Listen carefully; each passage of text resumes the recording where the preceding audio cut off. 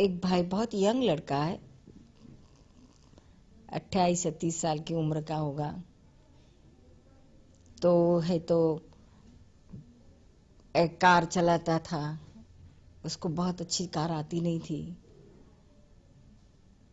तो कार चला हाईवे ऊपर चलाता आ रहा था, बॉम्बे टू सूरत। बहुत हैवी ट्रैफिक। तो उस समय ये 4 लेन हुई नहीं थी। बहुत ही ट्रैफिक में, और इसको बेचारे को इतने ठीक से कार चलानी भी नहीं आती थी।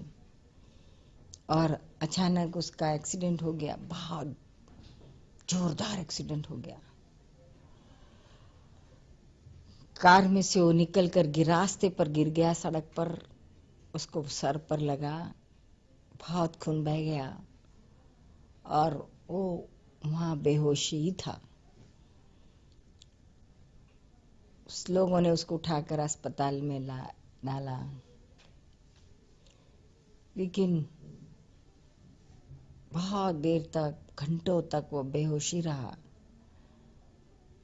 जब वो होश में आया तो वह अपने कोई रिश्तेदार को, यहाँ तक कि अपनी माँ को भी वो पहचानता नहीं था। उसके भाई को, उसके कोई रिश्तेदार को, उसके मित्रों को, किसी को भी वो पहचानता नहीं था। लेकिन एक बात बहुत अजनबी हुई। वो दादा भगवान को नहीं भूला था।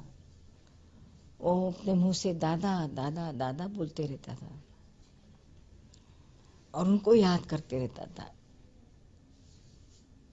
बहुत अंदर उसको बहुत सफोकेशन होता था कि ये मैं कहाँ आ गया, ये अजनबी लोग कौन है, क्यों मुझसे इतना नजदीक से व्यवहार करते, क्यों मुझे इतना प्यार करते, मैं तो इनको किसी को पहचानता नहीं हूँ।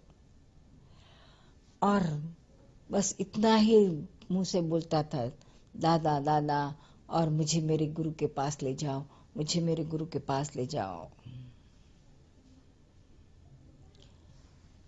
अभी ऐसी उसकी हालत भी नहीं थी, हालांकि घर के लोगों को सबको मालूम था कि वो हमारे पास आता है और हमारे से बहुत ही उसको अटैचमेंट था।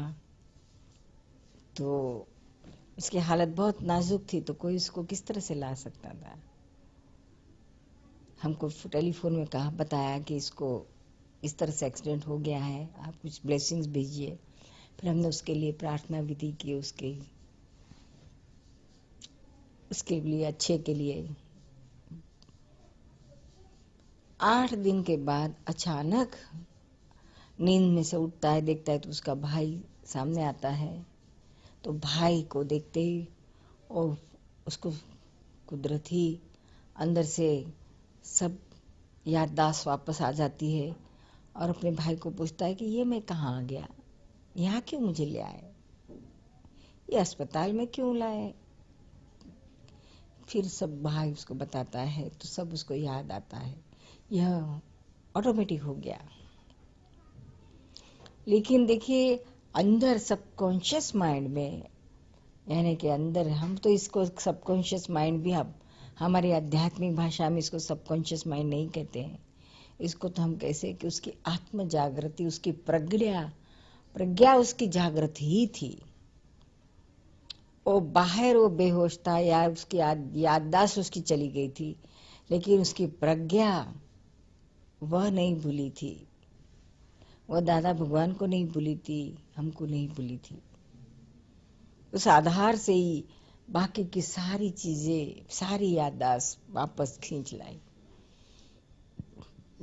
तो ये कुछ नई तरीका का हुआ था। हालांकि इसमें हमने कुछ नहीं किया और किसी ने भी कुछ नहीं किया, ये तो सब ऑटोमेटिक होता है।